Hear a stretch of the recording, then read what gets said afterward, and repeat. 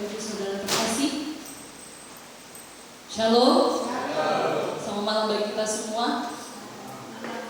Puji Tuhan, ini malam pertama di tahun 2025 kita mengadakan ibadah pertengahan. Sungguh semua karena murah Tuhan kalau kita bisa ada sebagaimana kita ada saat hari ini. Puji Tuhan. Bapak Ibu Saudara terkasih, saya mengucap syukur kepada Tuhan yang mempercayakan saya belajar menyampaikan kebenaran firman Tuhan, juga kepada Ibu Gembala yang mempercayakan saya belajar menyampaikan kebenaran firman Tuhan. Beberapa bulan, mungkin tahun, Dolfi pernah menyampaikan tentang sesuatu yang berkata tentang surga yang terbuka. Ada yang masih ingat? Open heaven, surga yang terbuka. Tuhan membuka surganya, memberikan berkat senantiasa dalam setiap kehidupan kita. Bukan hanya berkat yang diberikan, Dia juga membuat segala sesuatu yang indah dan yang baik dalam setiap kehidupan yang percaya kepada Tuhan.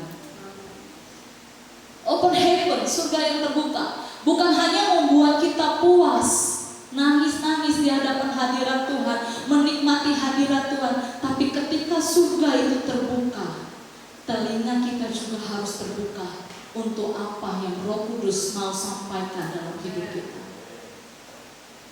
Kita kesini bukan mencari khotbah atau mencari suasana hal yang baik, lagu yang menarik, tapi hari ini kita datang untuk kita mencari Yesus. Kita cari hati Yesus pada malam hari ini. Tuhan Yesus berkata dalam firman-Nya bahwa Tuhan akan mencurahkan Roh Kudus-Nya di akhir zaman ini. Tuhan akan memberikan urapan Roh-Nya dalam setiap kehidupan kita.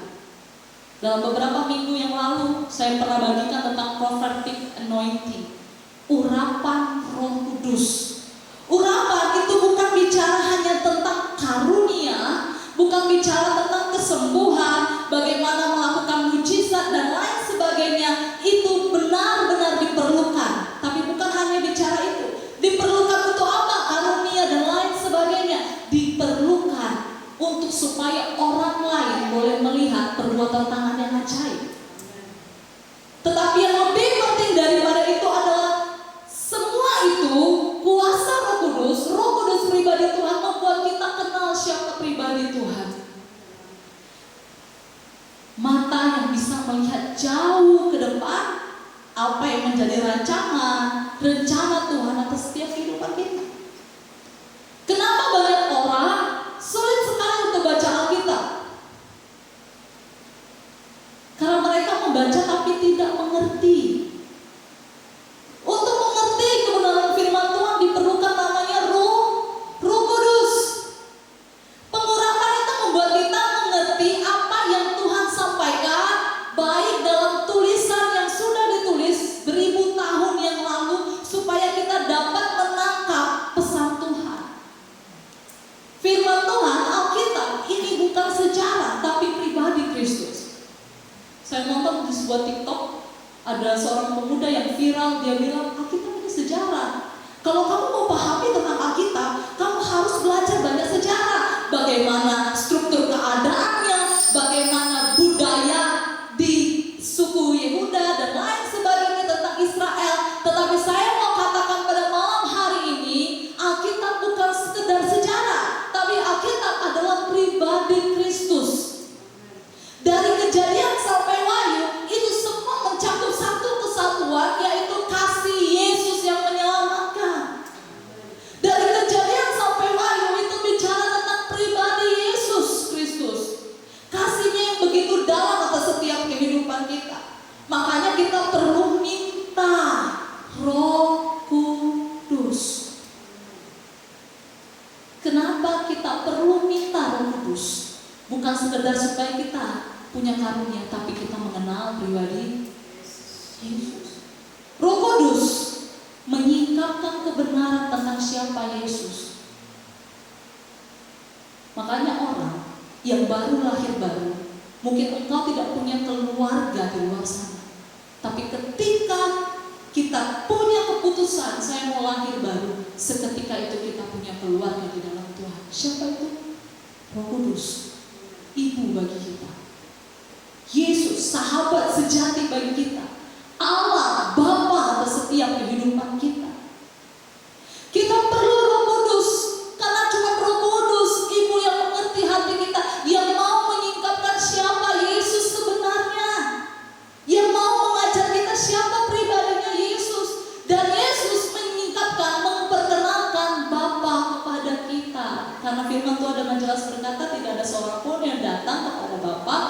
melalui Yesus. Oleh sebab itu kita perlu minta pengurapan Roh Kudus. Ada dua nabi, satu namanya Elia, satu namanya Elisa. Elisa itu kata firman Tuhan dia adalah hamba dari Elia. Tetapi Elia tidak memilih Elisa. Kenapa? Karena Tuhan sendiri yang pilih Elisa menggantikan Elia menjadi nabi yang besar atas Israel. Elisa waktu dia menjadi hambanya si Elia, Nabi Elia, Bapak Ibu tahu nggak bahwa Elisa itu sudah bisa dengar suara Tuhan? Apa buktinya Elisa sudah dengar suara Tuhan saat itu? Buktinya waktu dia pergi bersama dengan Elia ke Gilgal, ke Yeriko, ke Yordan, ada kumpulan para nabi-nabi. Nabi-nabi itu berkata, Elisa, tidakkah kau tahu bahwa Tuhanmu akan terangkat ke surga? Apa kata Elisa? Diam, aku tahu. Elisa tahu, dia tangkap, tapi dia nggak gembor-gemborkan kalau dia orang yang dipakai oleh Tuhan. Dia nggak gembor-gemborkan kalau dia diurapi oleh Tuhan dan dengar suara Tuhan. Dan apa singkat cerita yang dikatakan oleh kebenaran firman Tuhan? Waktu Elisa sampai dekat sungai Yordan bersama dengan Elia, Elia bilang apa kepada Elisa? Elisa, apa yang kau mau supaya aku lakukan bagimu? Apa yang diminta sama Elisa, Bapak Ibu? Elisa tidak minta kuasa dan urapan. Elisa tidak minta power. Tapi Elisa bilang apa? Kasih aku 2 bagian roh. Bicara tentang apa 2 bagian roh ini? Bicara tentang aku mau bagaimana cara engkau berjalan bersama dengan Tuhan. Roh, bukan dengan kuasa saja, tapi bagaimana cara engkau berhubungan dengan Tuhan, bagaimana cara engkau mengenal pribadi Tuhan. Itu yang diminta oleh Elisa. Dia gak minta kekuatan, dia gak minta urapan Roh Kudus, tapi dia minta 2 bagian rohmu. Bagaimana cara engkau sehingga engkau begitu sangat taat, begitu sangat engkau mengerti hati Tuhan. Itu yang diminta oleh Elisa. Dan apa kata Elia? Kalau kau lihat aku terangkat ke surga, Elisa, maka itu akan terjadi kepadamu. Dan tepat seperti apa yang dikatakan oleh Elia. Firman Tuhan mencatat, Elia mengadakan 8 mujizat, tapi Elisa melakukan 16 mujizat, 2 kali double porsi. Oleh sebab itu kita perlu bukan supaya saya bisa melakukan mujizat, bukan sekedar supaya saya bisa melakukan tanda-tanda yang heran. Aku perlu Rohmu supaya bahwa aku kenal siapa pribadimu, sampai aku sama serupa dengan Tuhan. Amin. Bapak Ibu yang dikasihi oleh Tuhan, kita sama-sama buka Alkitab kita di dalam Lukas pasal yang ke-8 ayat yang ke-40.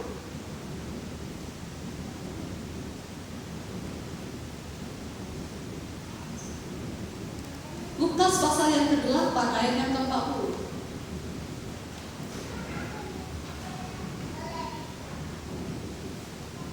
Sudah dapat? Kita akan baca dalam hitungan yang ketiga. 1, 2, 3, ya.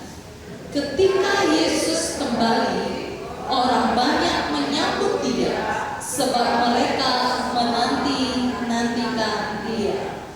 Puji Tuhan, selamat duduk Bapak Ibu Saudara. Dalam ayat yang ke-40 sampai ayat yang seterusnya, ini bicara tentang bagaimana Yesus menyembuhkan anaknya Yairus dan seorang perempuan yang sakit perdarahan. Di dalam firman Tuhan ini dicatat bahwa semua orang menanti-nantikan Yesus. Mengapa orang menanti-nantikan Yesus? Karena mereka menantikan namanya mujizat, kesembuhan, tanda-tanda ajaib, jawaban doa, dan lain sebagainya. Tapi yang menjadi pertanyaan bagi kita, gereja Tuhan di akhir zaman, saya dan saudara, apa yang sedang kita nantikan terhadap Yesus? Jawabannya ada pada diri kita sendiri. Tetapi gereja di akhir zaman ini adalah saya dan saudara yang bukan hanya menghidupi hari-hari, nunggu kapan Tuhan panggil, mati, masuk surga, diangkat oleh Tuhan. Bukan hanya itu, tetapi apa yang harus kita lakukan di dalam penantian kita terhadap Yesus. Yang harus kita lakukan yaitu kita hidup dengan iman dan menghidupi iman itu dalam hidup kita. Seperti Rasul Paulus berkata apa? Kalau aku hidup itu artinya untuk Kristus. Kalau aku mati artinya keuntungan. Nah, mari kita baca mulai dari ayat yang ke-41.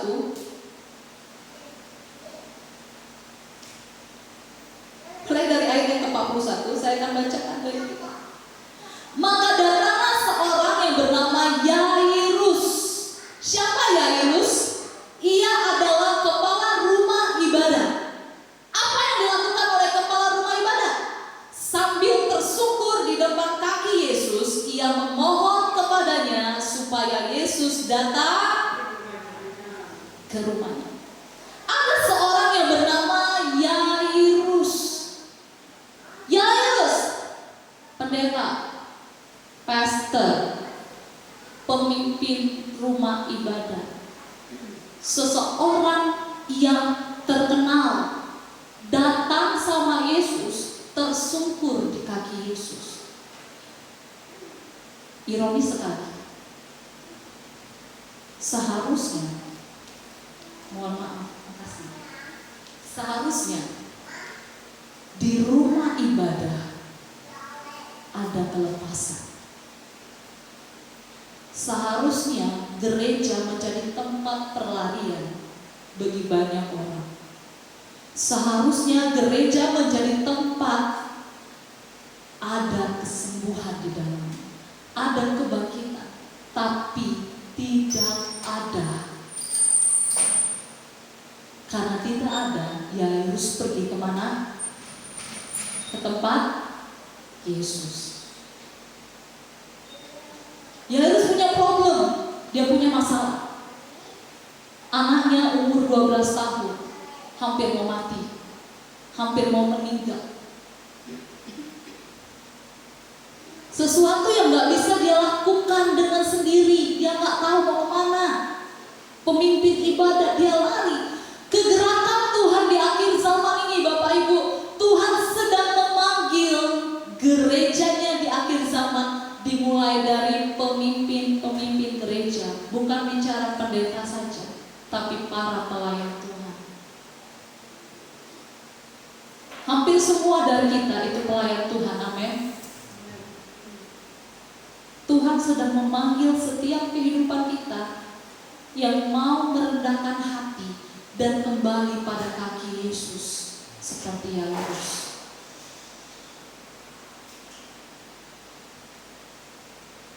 Karena sekarang gereja cuma tempat formalitas. Jangan sampai itu terjadi pada setiap kehidupan kita yang ada.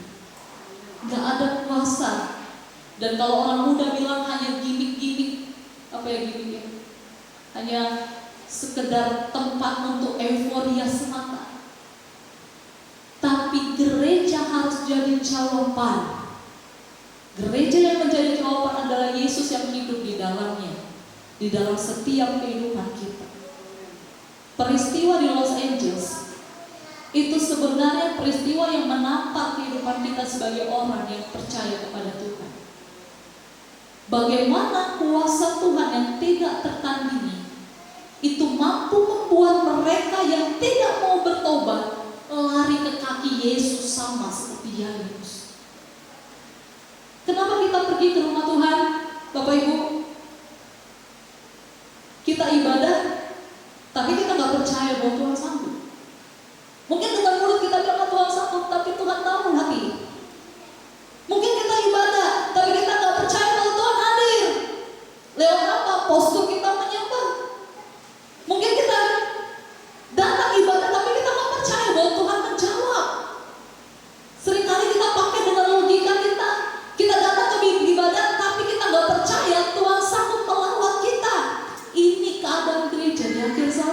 dan jangan sampai itu terjadi dalam kehidupan kita. Tapi saya berdoa 2025 ini musim dan waktunya Tuhan membawa orang-orang kembali, bahkan orang-orang yang sudah lama di gereja, sama seperti Yairus, sudah lama dia sudah tua di gereja, untuk kembali pada kaki Yesus. Membawa orang-orang untuk kembali kepada Yesus Kristus. Amin. Yairus bilang, Tuhan, kamu harus datang ke rumahku Tuhan, karena anakku yang umurnya 12 hampir mau mati. Kegerakan yang terjadi ke depan, Tuhan tidak dapat lagi dibendung dengan tembok-tembok. Saya percaya dengan iman akan ada masa dan waktunya tembok-tembok gereja tidak lagi dapat membendung bagaimana kuasa Allah akan melawat setiap orang. Dan sampai gereja ini menjadi penuh, bahkan kita berdoa gereja-gereja bawah juga menjadi kemuliaan bagi nama Tuhan. Asal kita dimulai dari kita, para pelayan Tuhan. Mohon kita bersehati bersama, membangun bersama di dalam pekerjaan Tuhan, berdoa bermufakat bersama, dan Roh Kudus yang berkarya. Apa yang dilakukan oleh Elisa dan Elia, itu juga bisa terjadi di gereja akhir zaman bagi setiap kehidupan kita, asal kita percaya. Haleluya. Tuhan gak hanya melawat kau di gereja, tapi lawatan Tuhan akan membawa sampai pada ke rumah kita, akan menjamah setiap keluarga dan anak-anak kita, menjamah setiap lingkungan kita. Tuhan akan kembali ke rumahmu. Di mana rumahmu? Di mana rumahnya? Di hati setiap yang percaya. Waktu Yesus hendak diundang ke rumah Yairus, di pertengahan jalan, di tengah-tengah keramaian, ada seorang perempuan yang sakit perdarahan. Berapa tahun Bapak Ibu? 12 tahun. Perempuan ini bukan perempuan yang biasa, tapi dia adalah bagian dari pahlawan iman. 12 tahun dia menderita kesakitan, dan Tuhan sembuhkan dia. Bahkan kesaksiannya masih bicara sampai hari ini. Yang lemah diteguhkan, yang berputus asa diberi harapan yang pasti. Karena ada satu perempuan, yang satu perempuan ini Tuhan bilang dengan jelas, Tuhan panggil dia my daughter, atau anakku. Amin. Karena iman orang ini, karena iman perempuan ini, Tuhan Yesus datang bukan lagi menyembuhkan yang sakit, tapi dia membangkitkan orang mati. Kenapa? Karena waktu perjalanan, sebenarnya anak dari Yairus masih sakit, hampir mati. Tapi karena Yesus ditahan di tengah jalan, Yesus tidak hanya menyembuhkan orang sakit, tapi membangkitkan yang mati. Haleluya. Anak Yairus 12 tahun secara profetik itu bicara tentang gereja yang seharusnya berkemenangan, gereja yang seharusnya sudah dewasa, gereja yang seharusnya sudah akil balik, ternyata hampir mati. Orang Yahudi di umur 12 tahun itu ulang tahun dirayakan menuju kepada dewasa. Kalau untuk perempuan itu namanya bar mitzvah. Kalau bagi laki itu namanya bar mitzvah. Keadaan gereja akhir zaman, sorry to say, mau mati. Jangan sampai itu terjadi. Mari, jangan sampai kandil itu hampir-hampir padam. Tapi Tuhan mencari orang yang punya iman yang dewasa di hadapan Tuhan. Haleluya. Bapak Ibu Saudara yang dikasihi oleh Tuhan, di ayat yang ke-27 pasal yang ke-6 dalam kitab Markus pasal yang ke-5 ayat yang ke-27, adalah kisah yang sama. Yesus menyembuhkan wanita perdarahan. Dikatakan di sini, dari mana dia tahu Yesus dapat menyembuhkan? Firman Tuhan berkata di ayat 27, ia sudah mendengar berita-berita tentang Yesus. Maka di tengah-tengah orang banyak itu, ia mendekati Yesus dari belakang dan menjamah jubahnya. Wanita ini lihat Yesus menyembuhkan banyak orang. Kita gak akan tahu apa yang tersedia bagi kita kalau kita gak buka mata. Benar atau tidak? Kita gak akan tahu apa yang tersedia bagi kita kalau kita gak pernah dengar. Kita gak pernah tahu itu tersedia bagi kita kalau kita gak pernah kecap. Kalau indera kita tidak berfungsi, apalagi indera rohani kita tidak berfungsi. Kenapa orang tidak mengalami hidup yang berkemenangan? Karena gak cari Tuhan pastinya. Satu, gak baca firman. Dua, kenapa baca firman itu penting? Karena firman mengandung janji. Kenapa banyak orang gak mengalami Tuhan, gak mengalami janji Tuhan? Kenapa? Karena gak tahu janjinya apa. Karena gak buka telinga, gak buka mata tentang penyediaan Tuhan atas hidupnya. Apa yang membuat perempuan ini begitu sangat berani deketin Yesus? Karena dia sudah dengar tentang Yesus. Karena dia lihat penyediaan. Karena dia lihat janji. Ketika dia lihat janji itu, dia pergi dan berani. Kita bisa datang beribadah setiap hari. Khotbahnya mantep, luar biasa. Kalau itu istilahnya makanan, itu daging semua. Enak gak? Enak ya? Iya. Tapi kalau kita gak buka telinga rohani kita bisa kelaparan setiap saat. Kita pergi ibadah, kita melayani, sorak-sorak, oh haleluya, puji Tuhan. Setelah kita pulang, kok lapar lagi ya? Kok tak puas ya? Karena kita cuma tangkap dengan telinga kita yang secara jasmani, nggak dengan rohani. Bagaimana cara supaya telinga rohani kita bisa mendengar? Miliki langkah iman berdasarkan kebenaran firman Tuhan. Puji Tuhan. Bapak Ibu, kita lanjut.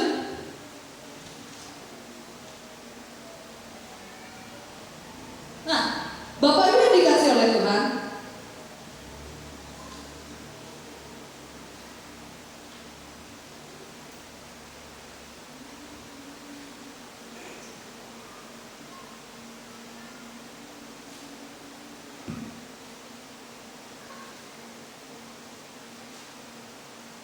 haleluya.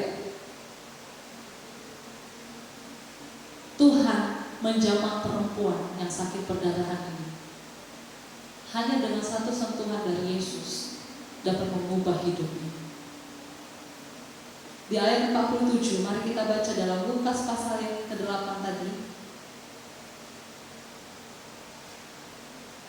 Lukas pasal yang ke-8 ayat yang 47.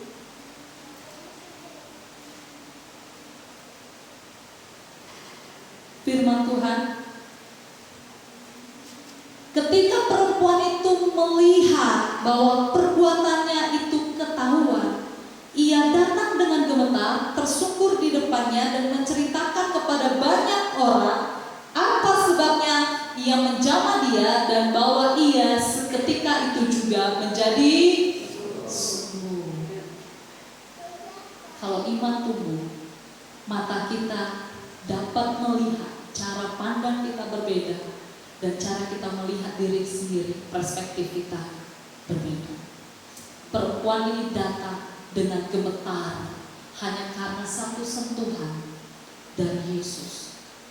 Begitu bahagia apa yang dialami oleh perempuan ini. Dan yang paling radikal lagi, mujizat yang terjadi bukan hanya kesembuhan, tapi perempuan ini menjadi penginjil wanita. Firman Tuhan bilang apa? Dia menceritakan kepada banyak orang yang tadinya malu dipandang hina, tetapi apa kata firman Tuhan? Dia menjadi pemberita kebenaran firman Tuhan.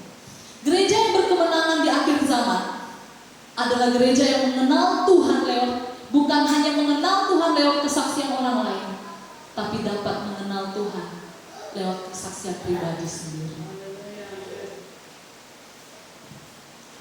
Tuhan memberi banyak kesempatan bagi kita untuk mengenal pribadinya. Banyak sekali, lewat pergumulan, lewat tantangan, bahkan lewat kepahitan pun. Tuhan mampu mengubahkan itu sebagai media untuk kita kenal sama pribadi Tuhan. Amin. Miliki postur doa. Postur doa apa yang dilakukan oleh perempuan yang sakit perdarahan ini? Kita buka di ayat yang ke-44. Apa yang dilakukan? Ia maju mendekati Yesus dari mana? Dari belakang dan menjamah jubah-jubahnya, dan seketika itu juga berhentilah perdarahannya. Sebenarnya ini adalah postur doa. Bapak Ibu dikasih oleh Tuhan. Firman Tuhan bilang ia maju dari belakang. Banyak orang bilang perempuan ini adalah perempuan yang lemah. Kenapa dia maju ke belakang? Apakah dia orang yang pengecut? Kenapa gak dari depan terang-terangan saja jamah jubah Yesus? Tapi ini adalah postur doa yang dilakukan oleh perempuan. Bagaimana ceritanya? Dalam Keluaran pasal 33, kita bisa melihat di sana ada seseorang anak Tuhan yang bernama Musa. Musa bilang sama Tuhan, Lord, show me your face. Tunjukkan padaku wajahmu. Tunjukkan aku kemuliaanmu. Sampai ada satu lagu bahasa Inggris saya sangat suka sekali. Show me your face, Lord. Musa naik level terus dalam pengenalan akan Tuhan. Di awal dia bilang, Tuhan cuma tunjukkan aja kemuliaanmu. Naik level, Tuhan tunjukkan wajahmu. Dan sampai ke atas dia bilang apa? I can make it to the end if I could just see your face. Artinya aku bisa lakukan semua Tuhan waktu aku melihat kemuliaan dan wajah. Musa berkata, Lord, show me your glory. Tunjukkan kepadaku kemuliaanmu. Tuhan menjawab Musa. Wah, romantis banget cara Tuhan jawab Musa. Tuhan bilang ini, Musa, kamu gak bisa lihat wajahku, nak. Kamu gak bisa lihat wajahku. Tapi aku akan taruh kamu di atas batu. Di atas sebuah batu yang ada ada lekukan seperti ini. Aku akan taruh kamu di sana dan aku akan sembunyikan kamu di sana. Musa, semua kebaikanku akan lewat di depanmu, kata Tuhan. Aku akan memperdengarkan siapa namaku padamu, kata Tuhan. Wah, luar biasa banget hubungan Tuhan dengan Musa. Waktu aku lewat, kamu bisa lihat punggungku saja, Musa. Dari mana? Belakang. Yesus, kata firman Tuhan, dia adalah batu karang. Amin. Waktu saya dan saudara sembunyi di dalam batu karang, sembunyi sama seperti Musa, the middle of the clay, di pertengahan lekukan itu, bersembunyi bersama dengan Tuhan Yesus, di dalam Tuhan Yesus, maka kemuliaan Allah yang lewat di depan Musa kita bisa jumpai. Perempuan ini bukan dalam keadaan yang pasrah. Udah Tuhan mau sembuhkan gak sembuhkan, ya udah yang penting aku pegang. Sembuh gak sembuh perkara lain. Enggak. Dia pergi, dia kerja dari mana? Dari belakang. Orang yang berdoa memposisikan dirimu di belakang Yesus. Saya mau minta satu orang volunteer, siapa yang mau bantu saya untuk memperagakannya ke depan? Kepada anak muda, Priska tahu maju ke depan. Sebentar saja, cuma belok kanan belok kiri, putar ke belakang, selesai. Ini adalah postur doa.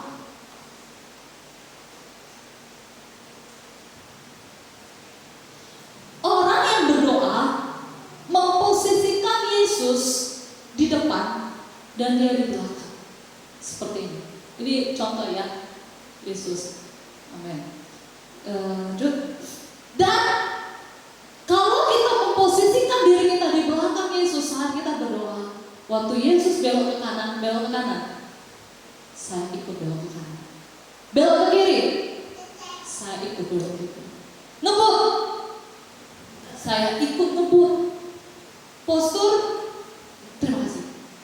Postur, doa. That's a prayer. Susah atau mudah?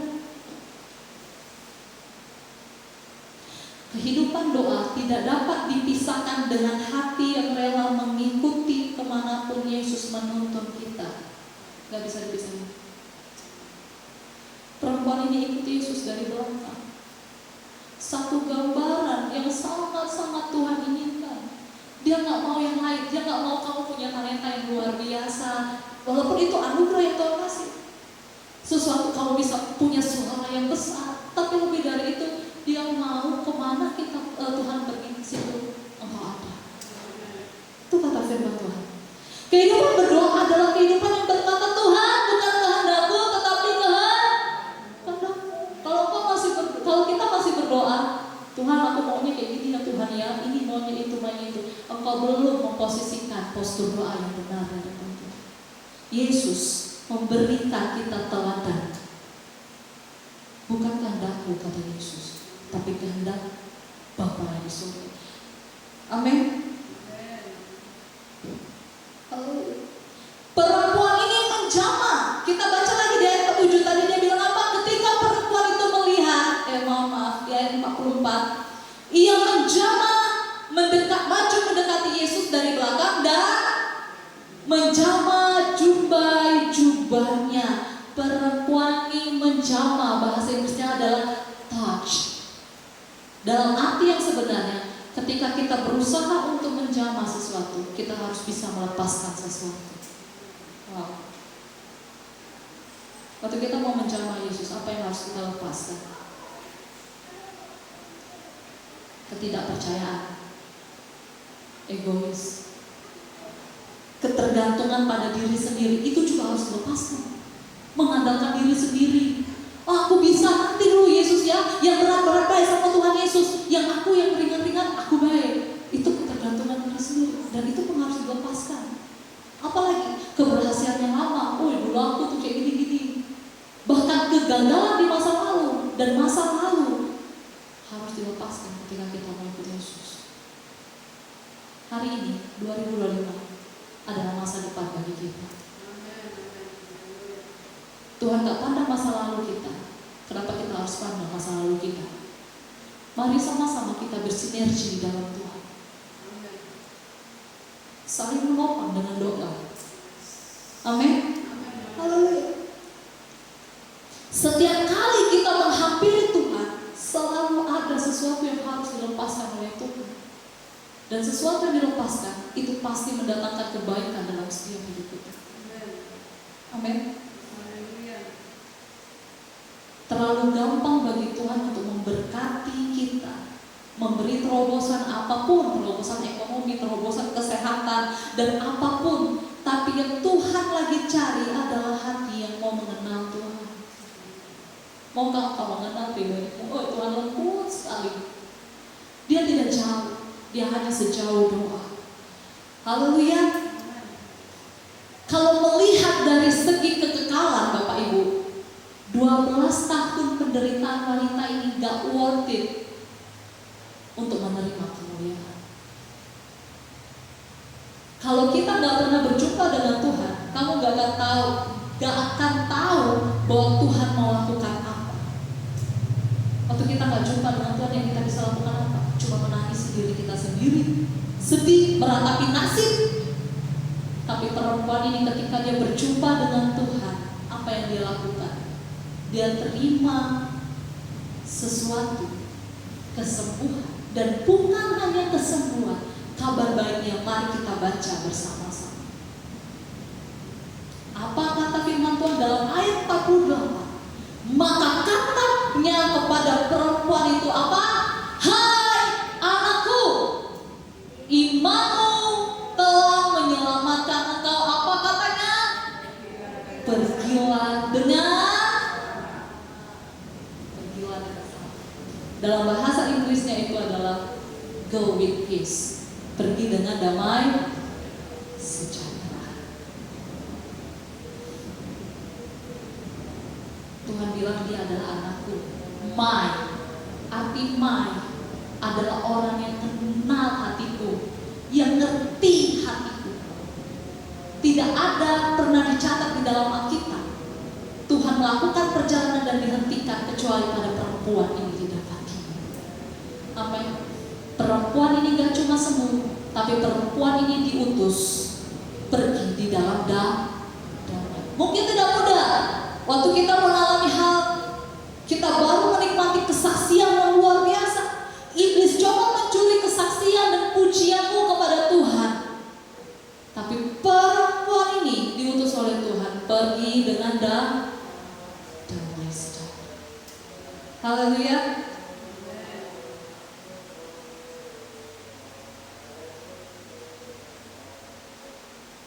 Maukah kita berkata malam hari ini, Tuhan, aku mau mengikuti Engkau dari belakang. Reinhard Bonnke, seorang penginjil almarhum yang luar biasa, dia pakai Tuhan di Afrika. Dia bilang gini, you are the zero. Kita semua adalah nol di hadapan Tuhan. But God, Jesus is the number one. Tapi Yesus adalah nomor satu. Enggak peduli kamu nol yang keberapa. Mungkin kamu adalah orang yang terbuang, engkau nol yang terakhir. Tapi semakin engkau terakhir, ketika engkau menempatkan Yesus di depan, engkau menjadi pribadi yang berhati di hadapan Tuhan.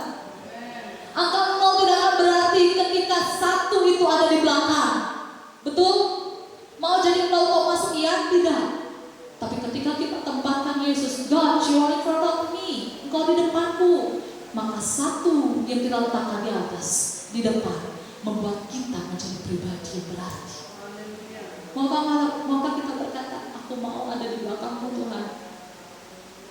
Aku mau melepaskan dan menjamah Engkau. Tuhan gak perlu orang yang wow untuk menjamah dan menyentuh dia.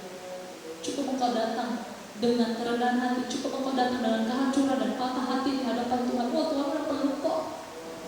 Dia sangat mengasihi kehidupan kita. Dan maukah kita berkata, I want to follow you Jesus. Aku mau ikut Engkau Tuhan Yesus. Dan ada satu lagi, maukah Engkau berkata, Tuhan, aku mau menjadi murid-Mu. Pengikut itu bisa terlihat, tapi tidak terlibat. Benar ya? Kita punya pengikut Facebook, kita bisa scroll, tapi kita nggak bisa intervensi seseorang yang kita ikuti. Tapi murid, dia bisa tidak terlihat di dalam pelayanan, tapi dia pasti terlibat. Itu murid. Dan hanya murid yang dikasih hak istimewa menjadi sama seperti gurunya. Siapa guru agung kita? Yesus Kristus. Amin. Dan Tuhan berkata bagi kita pada malam hari, hai anakku, hai my son, my daughter, putraku, putriku, anakku, kamu dewasa karena kamu mengalami aku. Kita bisa dewasa karena kita mengalami Tuhan. Kamu dewasa karena kamu gak dikalahkan oleh kemustahilan dunia ini. Perhatikan kejadian yang ada di LA. Satu hari sebelum kejadian kebakaran di sana, mereka mengadakan namanya voting. Bapak Ibu sudah pernah lihat ya di Facebook atau di Instagram. Votingnya apa? Ada acara besar yang dihadiri oleh banyak selebritis. Mereka suruh, pilih, kalian lebih pilih mana? Lebih ke mom, ke mama, ke Jesus pencipta alam semesta, atau ke saya lupa satunya lagi. Lalu mereka tidak ada satupun yang memilih namanya Jesus. Dan mereka tertawakan, terbahak-bahak dengan itu. Tapi apa yang terjadi? Keesokan harinya, tidak menunggu 24 jam, Tuhan melakukan perkara yang tidak dapat dipikirkan oleh logika dari mana asal api itu berada. Dan dia lakukan. Kita dewasa karena kita nggak dikalahkan oleh kemustahilan dunia. Mustahil itu bisa terjadi, nggak mungkin itu bisa terjadi. Apa yang mustahil bagi dunia itu mungkin bagi Tuhan. Percaya ke Bapak Ibu? Amin. Dan Tuhan berkata, hai anakku, Kamu dewasa karena kamu diubahkan. Gak ada orang yang dewasa tanpa perubahan. Saya juga mengalami namanya perubahan. Lingkungan, adaptasi, sosial mengikis saya sehingga hari ini bisa ada sebagaimana karena ada. Itu semua karena kemurahan Tuhan yang memberi kekuatan bagi setiap kehidupan. Yang pertama, kita diubahkan karena apa? Karena mengalami Tuhan. Yang kedua, karena kita tidak dikalahkan oleh kemustahilan dunia. Dan yang ketiga, karena kita mau diubahkan. Amin. Demikian kebenaran firman Tuhan.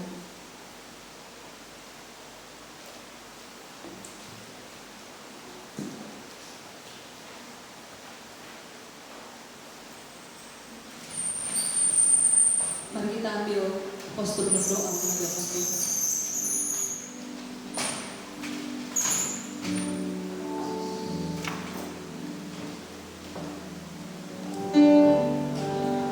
Terlalu banyak ketertinggalan kami Tuhan. Engkau yang tahu keadaan gerejamu di tempat ini Tuhan. Engkau yang tahu situasi api yang hari ini kami bawa di hadapan Tuhan, dan tidak ada yang tersembunyi Tuhan.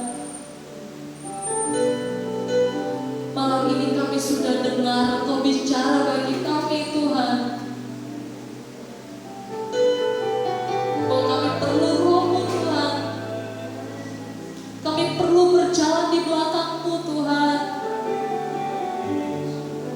Kami perlu Engkau menuntun kehidupan kami Tuhan. Terima kasih Tuhan. Sebelum kita bernyanyi, saya rindu semua kita bercakap-cakap dengan Tuhan.